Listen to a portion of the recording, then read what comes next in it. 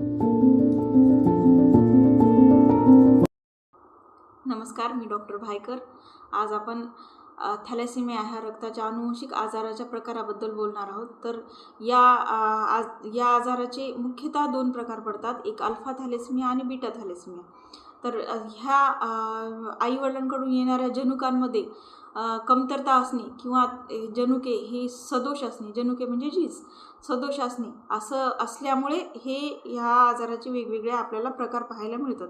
यामध्ये सगळ्यात पहिला प्रकार पाहूयात अल्फा थॅलेसेमिया, जो की उत्तर पूर्व भागामध्ये जास्त प्रमाणात आढळतो। मी मागच्या व्हिडिओमध्ये बोललेलेच आहे। तर ह्याच्यामध्ये पहिला प्रकार आहे मुकवाहक, त्याला सायलेंट कॅरियर असं म्हणतो। याच्यामध्ये एक जनुक ची कमतरता असते, त्यामुळे याच्यामध्ये कुठल्याही प्रकारचे लक्षणं नसतात। ते बाळ काही आजारी नसतं, आयुष्यभर असाच प्रकार राहिला तरी त्या व्यक्तीला कुठलाही त्रास नसतो।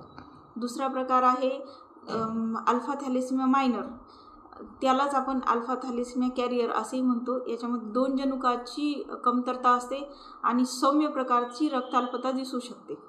तिसरा प्रकार आहे हिमोग्लोबिन एच आजार, हा थोडा याच्यामध्ये गंभीर स्वरूपाचा, मध्यम ते गंभीर स्वरूपाचं रक्ताल्पता असते आणि बाळाला वारंवार रक्तसंक्रमण करत राहावं लागतं आणि औषधोपचार पण घ्यावे लागतात।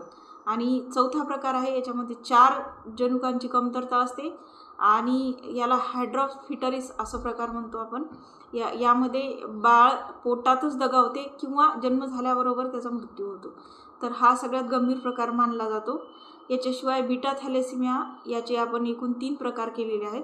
तर याच्यामध्ये बीटा थॅलेसेमिया मायनर हा पहिला प्रकार आहे। याच्यामध्ये एक जनुक सदोष आढळतो आणि हा फक्त केवळ आजाराचा वाहक असतो।